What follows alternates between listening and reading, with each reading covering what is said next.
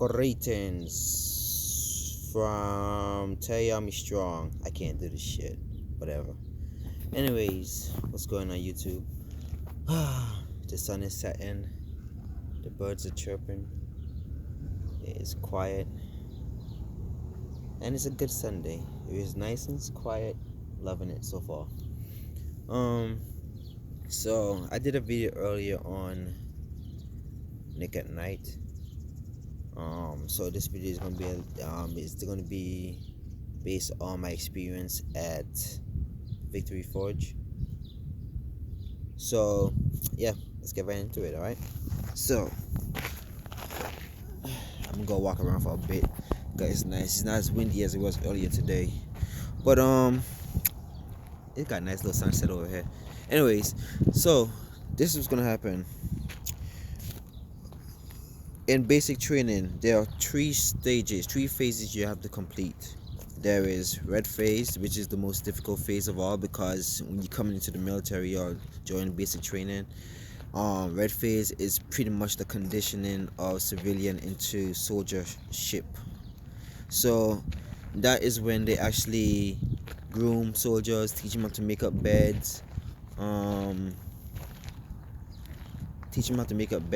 teach them how to handle weapons, teach them how to the army customs and all that. So during red phase, you'll be learning how to assemble your weapon, how to shoot, how to do formations. Pretty much red phase is shit, because that's when they give you the most discipline. But then you hit white phase up. White phase is a little bit more relaxed. They see that you made it past red phase, so you can obviously comprehend what you gotta do with the army, as far as like army customs, saluting officers, go to parade rest for NCOs, how to break down your weapon, how to shoot properly, grenade training. There in white phase you also do grenade training too. That's when you do you toss grenades into like a pit, aim right and all that. You do combatics and all that stuff. And then there's blue phase. Blue phase is the is definitely more relaxed compared to like red phase and white phase, because during blue phase they can see that, hey, he's improving, that person's improving, she's getting better, he potential leadership. In blue phase they expect you to know all this stuff already, coming from white phase and red phase. So in blue phase you pretty much know stuff now. You know how to address people, so when you mess up, they do individual punishment instead of like a mass punishment like they did in red phase or slightly white phase. So in basic, during red phase, once somebody mess up, everybody messes up. In white phase, when one squad mess up, the whole squad mess up. In blue phase, if that one person is jacked up, that one person get punished. So that's how it goes off as far as like punishment goes and all that. Anyways, I'm getting off topic. So let me get back on topic. We're gonna be discussing Victory Forge. So after blue phase, there is a final phase which is known as All-American phase. It is the red, white, and blue. So when you go into your company in basic, they give you, your company receives a flag, white flags in the battalion. So you get a white flag. So not white flag, red flag at first. So it lets the battalion know that, hey, this company is in red phase now. All right. So when they get to a point where they meet their quota for the month or for those 2 weeks or whatever they got to do, the company, the battalion as a whole determines, hey, my company is ready to go to white phase. Some companies advance to white phase faster than other companies do. So there is a chance that you might be the only red phase company in your battalion, compared to the other battalions that already hit white phase already and are doing white phase stuff. It happened to us. Like my battalion, my company was in red phase. We got past white phase for one day. One day during white phase, one private decided that he wanted to be disrespectful to the PG, which is a platoon guide. That is kind of like acting role as an NCO, or they're putting that leadership position of the platoon or whatever, when in absence of drill sergeants or whatever. So this private was disrespectful to the PG, and the drill sergeant saw this shit, the first sergeant saw that shit. He got pissed off, so he made the whole company low crawl back and forth in sand, grass, to that one soldier who being disrespectful and tell him thank you. And we had to do that for a good while. And because of that incident, because he was so disrespectful, the first sergeant was like, you know what, you guys are not ready for white phase, so we're going to stay in red phase. And then we end up losing our colors and end up reverting back to red phase. Where when the whole battalion, the other four companies in our battalion was already in white phase. So it sucks. It does suck. So anyways, back to Victory Forge. Victory Forge is the final step in All American phase. That Victory Forge is the one obstacle that's leading up to American phase. Victory Forge is everything that you learn together in basic training since day one. When it comes to like the obstacle courses, when you have to learn how to dig foxholes properly, when you have to low crawl, you how to operate your gas mask, how to use it, how to do use the 4 essays, which is shout, show, shoot, and shoot, or something like that. Damn, I can't remember what it was. It's been a long time since I actually did it. It is shove. Okay, that's what it was. It was shove, show, shout, and shoot. So those are the 4 essays that you can learn basically in the army. That's pertaining to, like, if hostile come to you and they want to approach you, those are the steps you take. You shove them, you show them your weapon, you shout, stop, don't come in no closer, or the next step they don't listen is to shoot. So you would we practiced that, we did that in Victory Forge. In Victory Forge, you also learn to do raids, where it's pretty much like you the whole battalion goes to Victory Forge at the same time, but they all go different directions. So when you go to Victory Forge, you actually rock out there, you rock to the location that you're going to be at, and then you take a bus, and the bus takes you to the actual site, and then you from there each company is in a different area, in that area within the training zone. And when it comes to like the different companies, your company, you're out there for like 4 days. So your company would have to, not the whole company as a whole, but only a selected few soldiers would go with first sergeant, and you go invade the other company's territory, and you try to retrieve their flag and hold on to their flag. So that's like the main goal, one of the main goals of like the infantry side of it. You actually get to go up against other soldiers in different companies, and you get to try to take their flags, take their weapons, take them as hostage, stuff like that. It's pretty awesome. It's actually pretty cool. What else? Then once you actually collect the flag, you secure it, blah blah blah. When it comes to the last night, I forget one more important thing. The first night that you get there, you won't get no sleep. The first night of actual Victory Forge, you won't get no sleep. The reason is because all the other companies are going to start attacking you as soon as it gets dark. So which means by the time you get there, you have to set up your camp, you have to set up your sleeping area, you have to set up your foxholes, get your weapons secure, get your MREs, you got to pretty much get everything set for being attacked. That's your goal. In Victory Forge, it's like a competition between companies to see who can get the other company's flag, who can by the time you're out there. It's actually a pretty fun exercise. I'm gonna tell you right this too. The latrines or the bathrooms or the porta johns that's out there is terrible.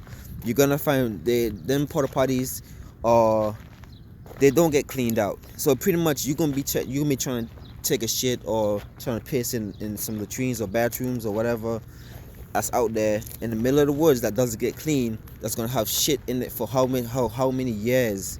The stench is unbelievable. So this is what I did, right?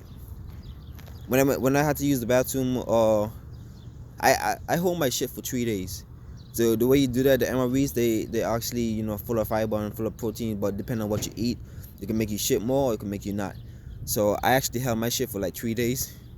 It was hard, but when I actually had to go, I took my gas mask with me. So that's a good gas mask experience right there for you guys.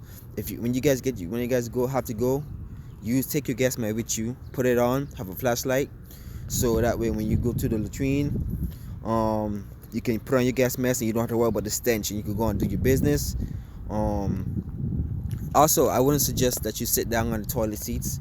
If you have to squat, you have to squat, but don't sit down. Don't cut the porta johns that's built in the woods in the Victory Forge area doesn't get clean at all, and you'll see how badly it can be once you actually hit that stage.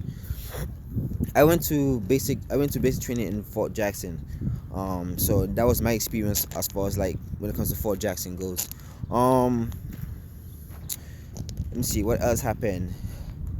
In Victory Forge, we had to actually learn how to, well, not learn, but we actually had to execute like securing our foxholes, disguising it, making it look like the surrounding environments. Oh, my alarm goes off again. Yeah, I do laundry again. Every Sunday I do. So I better walk over there too. So yeah. Let me see. I lost my train of thought now. Yeah, so you had to disguise your foxholes into like to the surrounding environment. So if you had an area that had a lot of leaves, you want to make sure that your foxhole, is covered by dead leaves or live leaves or whatever, to make sure so at nighttime you can be spotted by the enemy so good. So Victory Forge is actually a very good experience and a very good infantry tool or skill that you can learn out there. So overall, once you finish completing Victory Forge, like the last day, whatever, is the final rock march that you have to do out there, which is a 12-mile rock march. Now the 12-mile rock march is going to be back to the battalion area, or back to your homes, or back to your barracks or whatever. So you can be doing a 12-mile rock march back to the actual company or the garrison. So the 12 miler is the last step. So if you don't make it in the 12 miler and you fall out or you overheat or whatever, it could be a real issue. The 12 miler, we started at nighttime. No, I'm lying. We started in the morning time. A 12 miler should only take you, on a good day, 4 hours. You could do 12 miler in 4 hours, but when you're in basic, they spread it out. They take their time. They really walk slow, so it can take you a whole day just to do a 12 miler with everybody that's out there. The best advice I can give you guys for when you're doing your rock marches is, I gotta hold on a second.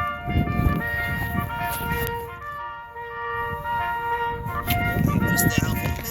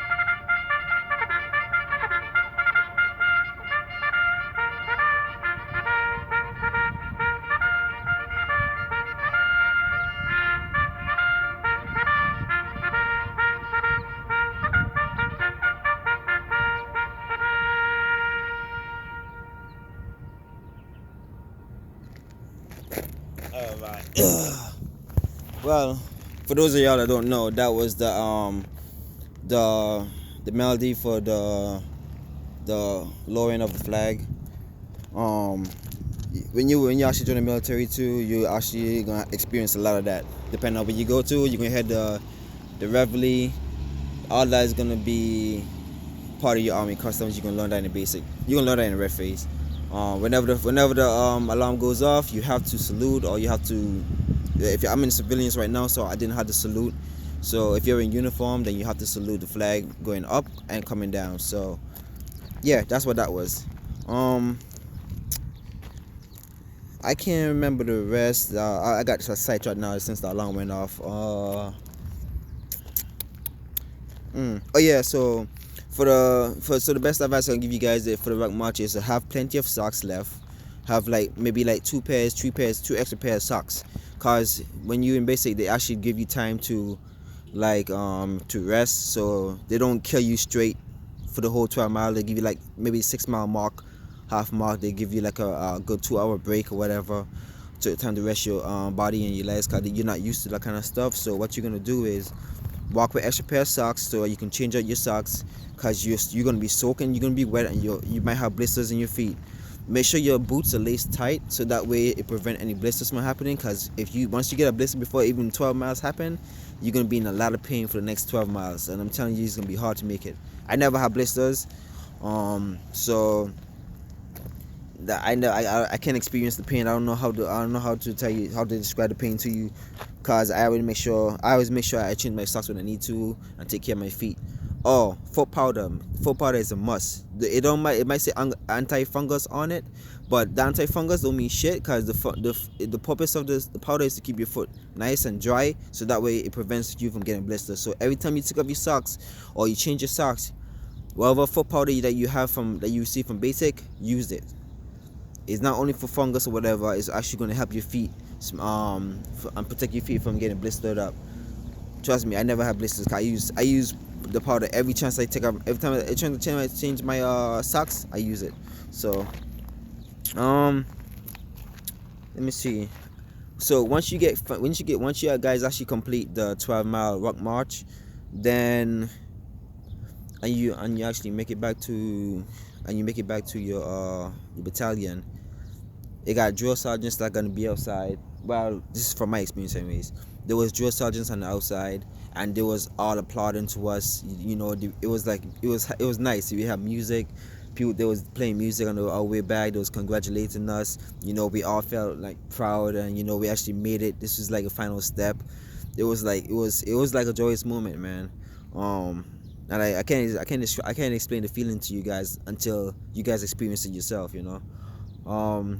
There was a bonfire. I think the bonfire was the next day. No, it was actually, yeah, it was the next day, cause that rock march, when we actually get back like late at night, so we went to sleep.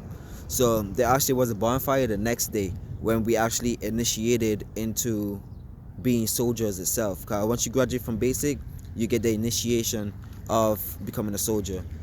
So what happens is you have the little ceremony where they have a bonfire. The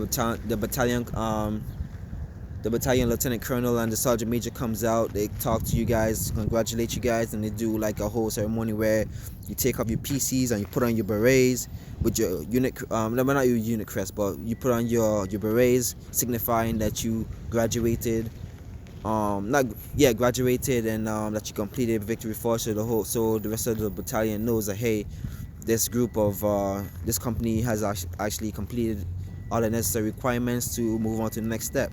It's a real joyous moment. At that time, you're actually allowed to have your family come, and from there, after that, it's pretty much you get ready for graduation, and you pretty much just practice until that time. After, it's pretty much like a week after is when the graduation happens. So they give you like a week to practice, get some stuff sorted out, all that. So I think that's pretty much it. But if you guys have any more questions or you want to know anything else more about it, just leave some comments in the comment section below. Subscribe, hit that notification button, all that good stuff. Also you could hit me up on Instagram. I'll leave my Instagram name in the link below, so you guys can ask me questions personally. Yeah, so I'm here to help. So take care, me strong. Peace out. Love y'all.